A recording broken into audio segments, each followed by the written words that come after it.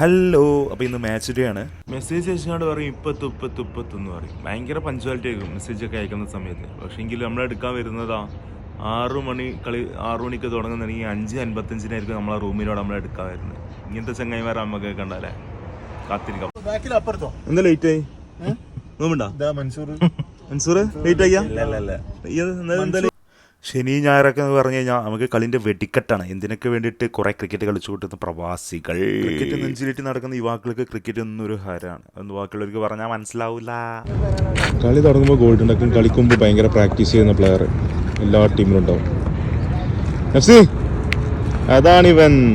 20 kids മൊബൈലും കൂട്ടി എല്ലാ അറാം പറപ്പിലും പോയി തല വെച്ച് കൊടുക്കുമ്പോൾ ആ പ്രായത്തിലൊക്കെ 90 കിഡ്സ് ഉണ്ടല്ലോ. അപ്പോൾ ആടാ വരമ്പ് വ്യത്യാസമില്ലാതെ ക്രിക്കറ്റ് നൊപ്പി നടക്കുന്നൊരു സമയം. അതൊക്കെ ഒരു ഗോപിന് കളിക്കാൻ വരില്ല എന്ന് പറഞ്ഞ ഡയലോഗ് അടിച്ച് റാഫ് ഇതാ നോക്കുമ്പോൾ ഗ്രൗണ്ടിൽ 6 അടിക്കണം. എത്ര അടിക്കും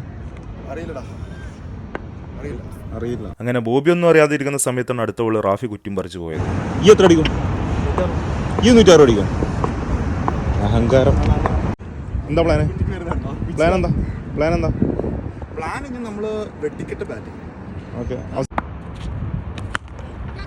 മോനെ പുറത്ത്